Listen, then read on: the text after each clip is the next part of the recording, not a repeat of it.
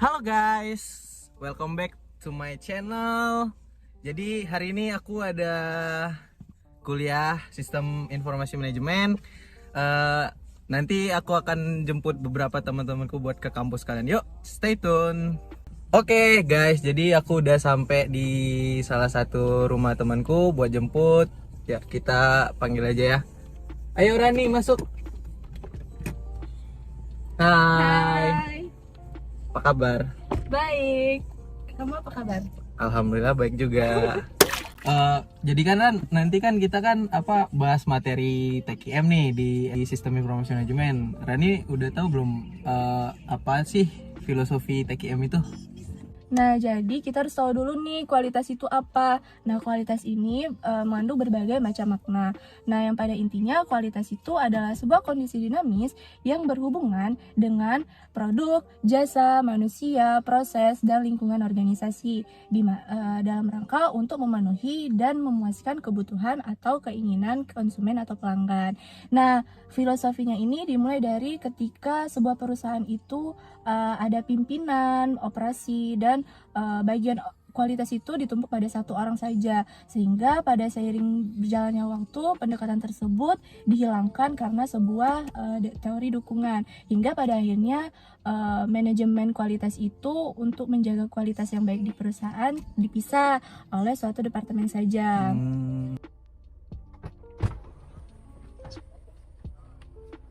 Halo Prince. Hai Prince. Halo Prince.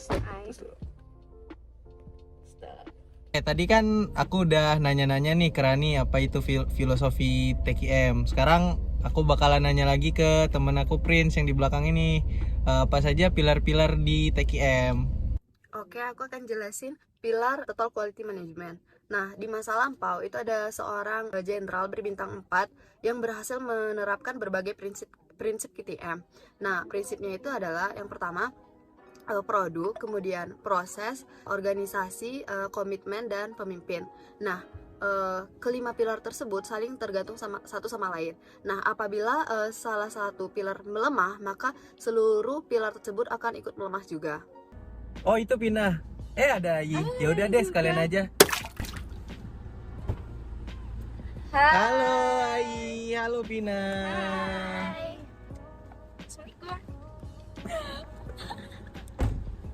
Oh, udah. Jadi gini Ayi sama Pina, kan Rani tadi udah jelasin filosofi TKM, Prince juga udah jelasin pilar-pilar TKM. Nah sekarang gantian lagi nih, aku mau nanyain kalian berdua apa aja sih kendala-kendala di TKM itu? Nah, jadi sebelum aku menjelaskan itu apa saja kendala-kendala yang berpotensial dalam penerapan TKM, aku mau ngejelasin dulu tuh bagaimana kendala dari TKM ini bisa terjadi. Jadi pada masa sekarang dalam dunia bisnis itu para perusahaan itu semakin ketat dan sulit dalam persaingan di pasar konsumen yang ada. Jadi perusahaan-perusahaan itu dituntut bagaimana mereka harus memperkuat bangunan mereka yang berbasis dalam persaingan. Nah, ada beberapa gambaran dari kegagalan dalam penerapan metode TKM ini. Salah satunya yaitu kajian dalam TKM. Dalam beberapa buku itu dijelaskan bahwa TKM ini merupakan pembaharuan atau perbaikan dalam produk atau penjualan mereka yang dilakukan secara terus-menerus dan dalam jangka waktu yang panjang. Jadi mereka juga bertujuan untuk memuaskan konsumen dengan memperbaiki produk, meningkatkan kualitas produk dalam jangka waktu yang panjang dan secara terus-menerus. Jadi, menurut Gotch dan Davis, pada tahun 1994 itu ada elemen untuk mendukung penerapan TKM yang harus diperhatikan oleh sebuah perusahaan. Yang pertama, perusahaan itu harus berfokus pada pelanggan. Jadi, dalam organisasi TKM, pelanggan internal maupun pelanggan eksternal merupakan kekuatan yang dapat mendorong aktivitas dalam organisasi, di mana pelanggan eksternal dapat menentukan kualitas produk yang mereka terima, sedangkan pelanggan internal menentukan kualitas dari sumber daya manusianya, proses, dan juga lingkungan yang berhubungan dengan produk yang dihasilkan. Lalu yang kedua, memiliki obsesi obsesi yang tinggi terhadap kualitas. Di sini, organisasi harus memiliki obsesi dalam memenuhi kualitas yang telah ditentukan oleh pelanggan. Lalu yang ketiga, melakukan pendekatan TQM yang ada dalam proses pengambilan putusan dan juga pemecahan masalah yang nanti dapat dipertanggungjawabkan dan diterima oleh segala pihak. Lalu keempat, adanya komitmen jangka panjang agar penerapan TQM ini dapat berjalan dengan baik dan juga lancar. Lalu yang kelima, adanya kerjasama tim, di mana keberhasilan akan dicapai apabila seluruh elemen yang terkait dapat bekerja sama dengan baik. Oke, kayaknya cukup segitu aja kali vlog kita hari ini. BTW kita udah sampai kampus. Kita mau ngampus dulu. Oh ya, sebelumnya nanti bakalan ada podcast yang bakal diisi teman-temanku juga, cuman bukan mereka ini. Oke, stay tune ya. Bye bye. Guys, tadi aku sudah nanyain ke beberapa teman aku tentang seputaran TQM. Langsung saja kita ke videonya. Menurut Dea, apa saja sih kendala-kendala pada penerapan TQM? Nah, jadi ketika perusahaan itu menerapkan TQM, itu ada kendala-kendala dalam penerapannya. Nah, Ngai dan Cheng tahun 2009, mereka telah melakukan penelitian pada manajer profesional yang ada di Hong Kong untuk menentukan ataupun melihat apa sih kendala-kendala dalam penerapan TQM itu sendiri. Nah, ditemukanlah 4 kelompok kendala. Nah, kelompok pertama itu adalah kendala pekerja dan juga budaya. Pada kendala ini meliputi yang pertama adalah kesulitan merubah budaya kualitas dari para pekerja dan juga dari manajemen. Yang kedua adalah rasa takut ataupun resistensi terhadap perubahan, dan yang ketiga adalah kurangnya komitmen dan juga keterlibatan para pekerja terhadap perbaikan kualitas, dan yang terakhir itu adalah para pekerja itu tidak percaya diri terhadap program perubahan kualitas ini. Nah, kelompok kedua yaitu kendala infrastruktur. Jadi kendala infrastruktur ini adalah kendala di mana yang pertama kendala-kendalanya ini meliputi para pekerja itu tidak memahami dan tidak memiliki pengetahuan terhadap sistem manajemen kualitas. Yang kedua adalah tidak adanya ataupun kurang adanya umpan balik dari pelanggan ataupun konsumen.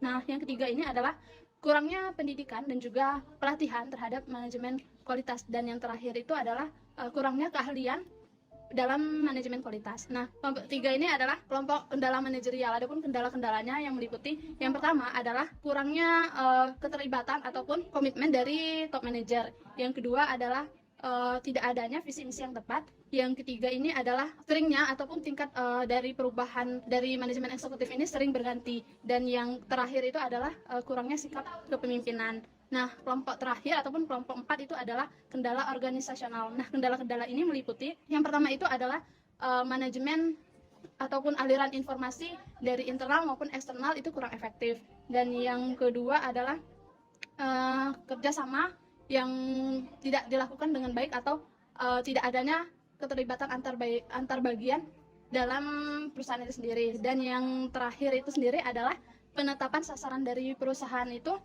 tidak tepat. Baiklah teman-teman, itu saja kendala-kendala pada penerapan TQM yang sudah dijelaskan oleh Dea tadi. Baiklah, tadi kan Dea sudah menjelaskan tentang kendala-kendala pada penerapan TQM, dan sekarang ada teman saya, Nisa, akan menjelaskan keterkaitan TQM dan QWL dalam perusahaan. Kan Total Quality Management ini berorientasi pada pelanggan secara terus-menerus untuk meningkatkan suatu kualitas perusahaan, di mana TQM atau Total Quality Management ini merupakan suatu konsep yang jangkauannya itu sangat luas dan berisi dari elemen yang saling bergantungan. Elemennya itu ada sejumlah konsep baru dan kultur organisasi.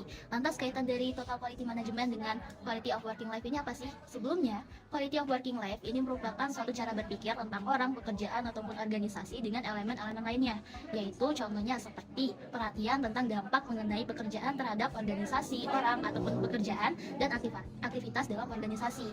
Nah, keterkaitan dari Total Quality Management dengan Quality of Working Life ini, jadi Quality of Working Life ini merupakan suatu kultur esensial dan sarana penopang keberhasilan dari strategi Total Quality Management. Oke, terima kasih Nisa atas penjelasannya.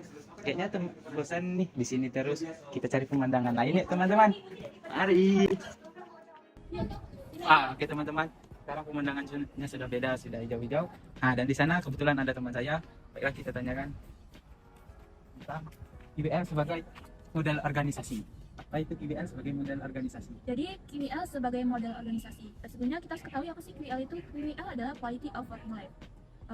QWL sebagai model organisasi ini dimulai dan diakhiri oleh lingkaran kualitas, Di dalam hal ini, keterlibatan individu di dalam perusahaan tidak akan melupakan reward yang telah dibagikan di setiap individu.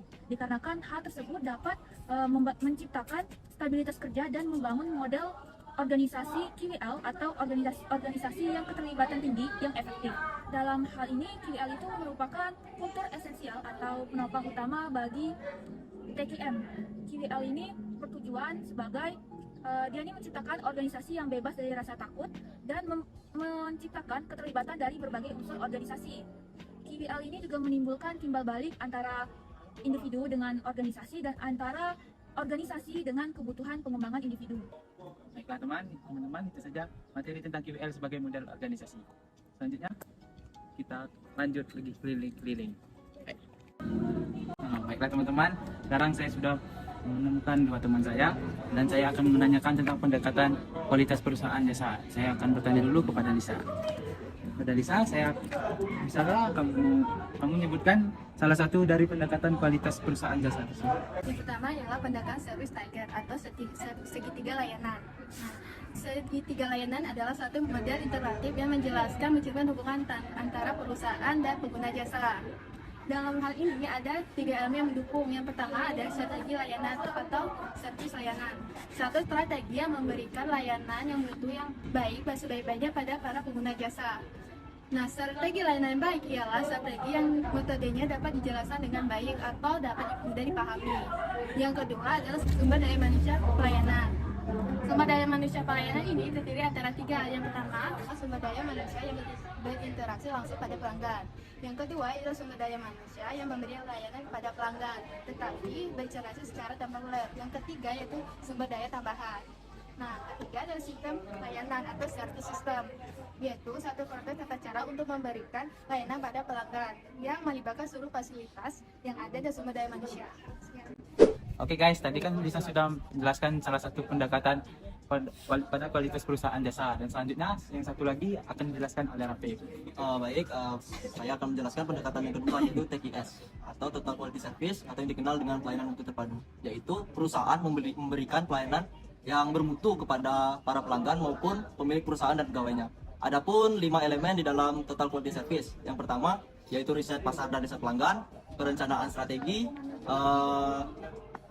pendidikan, pelatihan dan komunikasi, penyempurnaan proses, dan penilaian, pengukuran, dan umpan balik. Terima kasih Rafiq atas penjelasannya, dan pada Lisa juga terima kasih. Selanjutnya kita akan mencari teman-teman lagi. Oke, kali ini kita bakal nanyain teman kita lagi tentang cara menghilangkan kesenjangan tersebut. Yuk ikut. Halo Mas Nika. Halo. Jadi aku di sini boleh nggak sih? Duduk aja. Oh iya, maaf.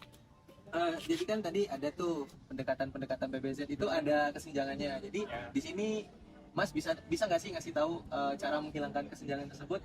Ya, jadi menurut ZMO itu ada 4 cara untuk menghilangkan kesenjangan-kesenjangan yang ada pada PBZ. Menghilangkan kesenjangan yang pertama yaitu memberikan kesempatan kepada para pelanggan untuk menyampaikan ketidakpuasan mereka terhadap perusahaan. Terus kalau misalnya untuk menghilangkan kesenjangan yang kedua, yaitu dengan menumbuhkan kepemimpinan yang efektif atau yang berkualitas, yaitu dengan cara mempertinggikan sumber daya manusia di perusahaan tersebut. Terus kalau misalnya menghilangkan kesenjangan yang ketiga, yaitu dengan cara memperjelas uraian pekerjaan. Ya seperti teknologi dan pekerjaan itu harus dipikirkan juga oleh perusahaan. Terus kalau misalnya menghilangkan kesenjangan yang keempat, yaitu dengan cara memperlancar arus komunikasi yang ada pada perusahaan, yaitu unit tertentu yang menghubungkan dengan mutu layanan. Oke, baik. Makasih ya atas penjelasannya dari Mas Tika. Jadi itu beberapa tambahan lagi dari teman aku mengenai cara menghilangkan kesenjangan dalam pendekatan PBZ. Sekarang aku mau manggil teman aku lagi nih. Ayo ikutin. Rizky. Oke Rizky, aku di sini mau nanya nih, apa itu upaya perbaikan pelayanan perusahaan?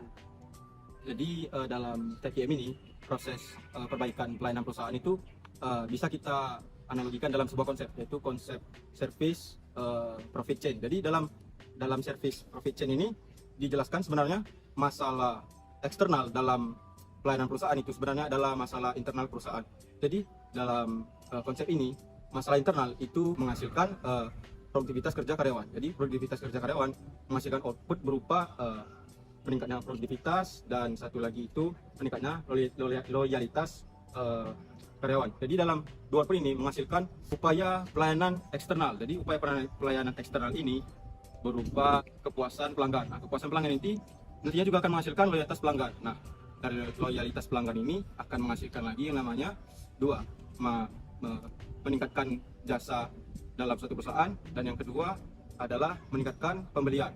Jadi sebenarnya masalah upaya pelayanan eksternal itu secara tidak langsung juga adalah masalah pelayanan internal. Jadi jika kita memperbaiki layanan internal dalam suatu perusahaan, secara tidak langsung layanan eksternal perusahaan juga akan mengikuti. Berikutnya, yang perlu di dalam suatu TKM itu memilih pemimpin. Dalam memilih pemimpin, kita harus memilih pemimpin yang berintegritas, berpengalaman, memiliki motivasi untuk memimpin, bertanggung jawab, kreativitas, dan lain-lain.